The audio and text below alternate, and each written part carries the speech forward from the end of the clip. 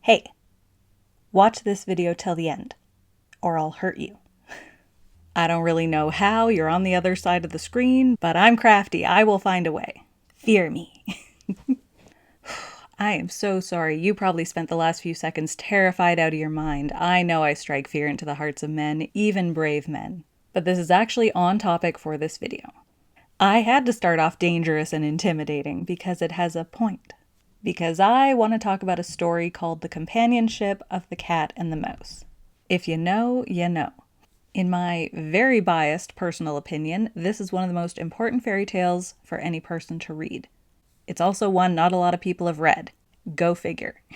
It's less than 2 pages. Go read it. The importance of the lesson becomes obvious once you know it, and easier to spot in other stories, even though most of the time it gets completely overshadowed in popular media. The Companionship of the Cat and the Mouse is a very short, very poignant, very not happy story about power. It's one of the Grimm's fairy tales, so it's part of old German folklore and likely had a specific author whose name was lost to history. It's technically more of a fable than a fairy tale, but I include all these old stories under the title of fairy tale to keep things simple. People pedanticer than me might get mad about that, but I have the power on this channel. Deal with it. Sorry, almost let my power go to my head again. Sometimes translated as The Cat and Mouse in Partnership or something similar, this story exemplifies the might makes right law of the natural world. If you're a living, breathing, sentient organism, there's a good chance you're already intimately familiar with this principle, even if you can't put it into words yet. Heads up, it's not cheery. Whoever's physically stronger than you can do what they want to you, make you do what they want, or punish you for standing up to them. It is the unfairness of physical strength and violence. And the angel said unto him, "Stop hitting yourself, stop hitting yourself." But lo, he could not, for the angel was hitting him with his own hands. God, I love this meme. Unless you're super intimidating like me, there's probably someone in your neighborhood who can help you demonstrate this concept. Go have fun. Let's get into a summary of the story, which again is very short. Read it yourself if you can. It's always better to read these things yourself. Another book, another translation, still less than 3 pages.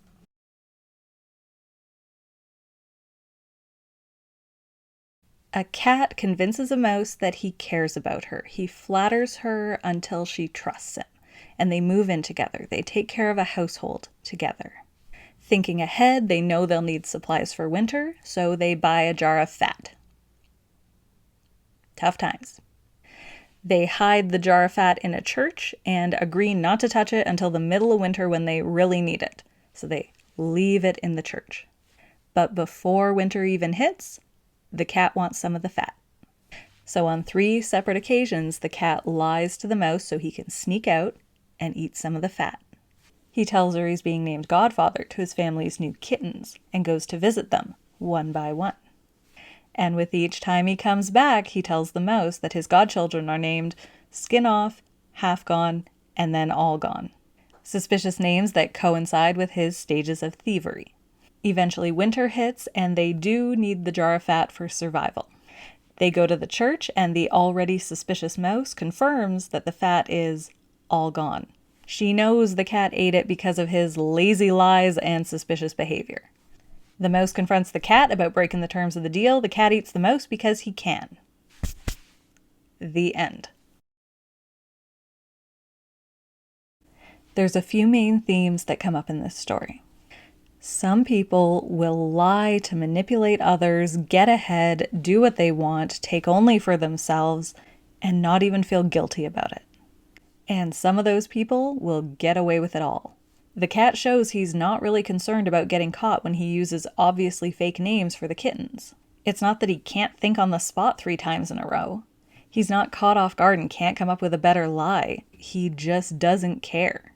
The story even divulges how the cat feels, and he's happy and satiated after taking it all for himself and leaving the mouse out of it. He doesn't care because he knows he's not going to face consequences. It's important to understand there are people like this out in the world. There probably always will be. Best practice is to avoid them. or only confront them if you've taken steps to somehow secure your safety. Another theme is that confronting someone with more power than you, without any protection or leverage or equalizing factor, may not end well for you. It's a cautionary tale about pride and self-righteousness taking precedence over self-preservation and survival instinct. When the mouse confronts the cat, he tells her to stop talking, but she's talking so quickly that she can't stop herself. So he eats her. This fairy tale boils down might makes right to its simplest form.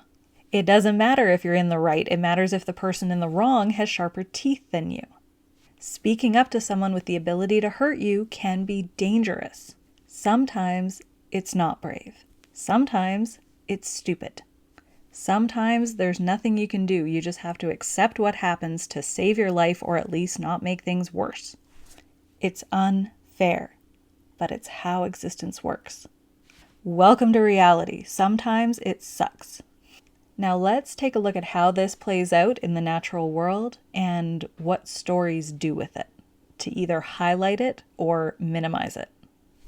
Now, if you grew up around nature or watched a lot of nature shows, you probably know the carnivores eat the herbivores unless the herbivores have a way of matching or offsetting the strength and speed of their hungry predators.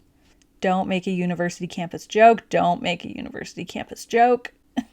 This dynamic exists from the microscopic all the way up to the largest creatures on Earth across all time. At its most straightforward, it's a matter of raw physical strength, or in the more abstract, a greater ability to inflict harm. You can argue that technology sort of levels the playing field, but everything still boils down to who wins or escapes in a physical struggle.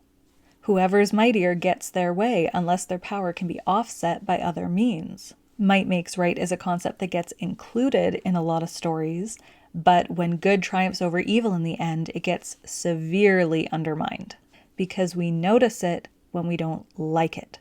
Audiences don't end up focusing on it because it's not the main event. In the end, the good guy is ultimately mightier than the bad guy.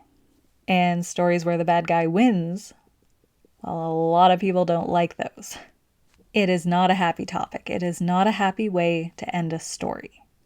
Writers often opt for hopeful resolutions that make it seem like the might makes right principle will line up with the morality of the audience.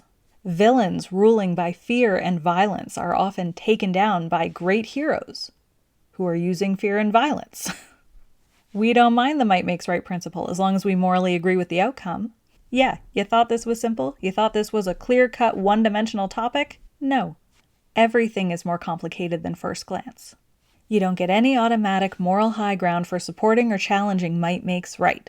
Most people just hope whatever side they agree with is stronger. No matter where your opinions come down in this discussion, it doesn't mean you're automatically right or good in any situation. Good triumphs over evil because good is mightier than evil. If only that were always true and from everyone's perspective. But aside from stories, this principle affects people in their daily lives. And this is where it leads back into mental health. Bullying, harassment, abuse, violent crime, war, or even just the threat of any of these things. If you've never been in one of those situations, that's great. I'm happy for you, but most people have. Understanding consequential power dynamics is important for safety, decision-making, and mental health. If you are smaller and weaker, sometimes you need to shut up for your own good, so the person bigger and stronger than you has no reason to kick your ass. It's a life lesson you don't want to learn the hard way. It can cause immense mental and emotional distress when people run into this idea in real life, particularly if they don't have a way of articulating what's happening, what they're going through. Putting things into words helps you conceptually deal with them, to help you prepare for them and recognize when they're happening. Bad things can happen to good people, and justice is not always possible. As much as civilization has tried to create systems of law and order to punish violence and intimidation, they don't always work. You don't always get resolutions or closure. Something shitty happened and you couldn't do anything about it. Anyone who's been there before has an idea of what you're going through. So to sum up, sometimes life is unbelievably unfair, and people with power over you do things to you that they shouldn't. Sometimes you look at the sharp teeth and know you can't win. It's a difficult idea to accept, but I think it's vital to develop a clear understanding of might makes right, to deal with the unfairness of it before it smacks you in the face in real life, because it likely will at some point. And the simplicity of this story doesn't let you escape it. This is a cold, harsh truth from this old fairy tale, and I think it's so important for people to spend time with this lesson.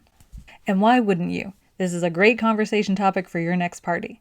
Eat all the food weeks beforehand, and when your guests show up and complain, eat them too. Show them who's boss. All right, that's it for now. Let me know if you guys found this helpful or enlightening. Thanks for watching this video. Like it if you like it, and subscribe if you want more depressing lessons from dead authors. Bye, guys.